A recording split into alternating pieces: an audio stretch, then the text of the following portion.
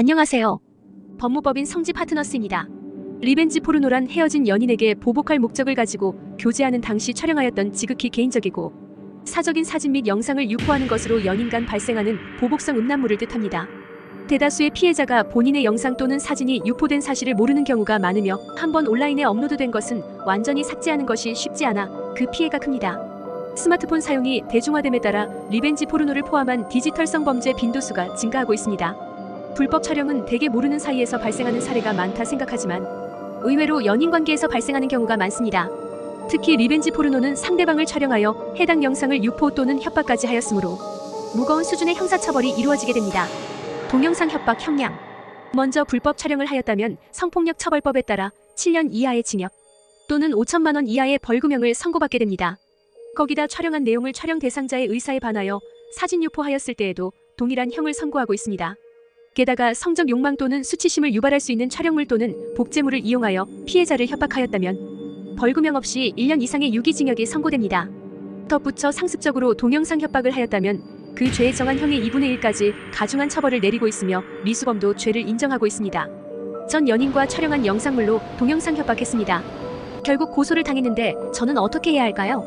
고소를 당했다는 사실을 알게 되면 걱정스러운 마음에 사진이나 영상을 덜컥 삭제하는 분들이 있습니다. 그러나 포렌식 조사 절차를 통해 그동안 검색했던 기록과 삭제한 데이터, 사진 유포 여부까지 모두 확인할 수 있습니다.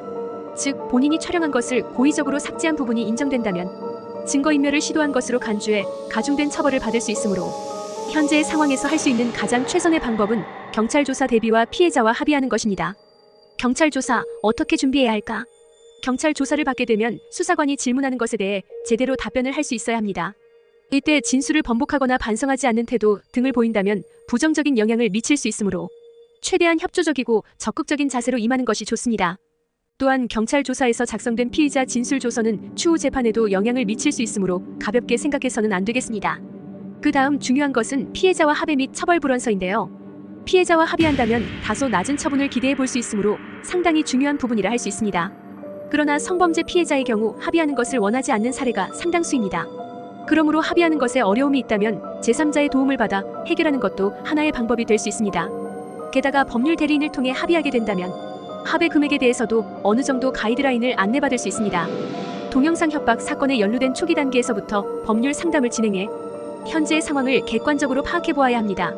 그 후 본인의 사례에 맞는 필요 전략을 세우는 것이 중요합니다.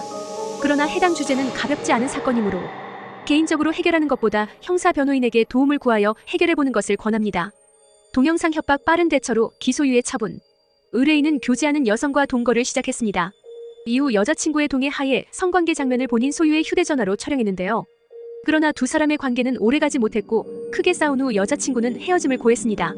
의뢰인은 자신에게 헤어지자 말한 연인에게 화가 나 동영상 협박과 당시 촬영한 사진을 전송하였는데요.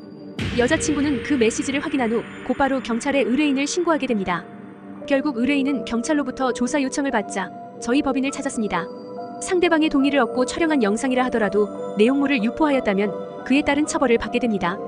게다가 의뢰인의 스마트폰에는 해당 영상 외에도 다수의 사진이 존재했기에 매우 불리한 상황이었습니다.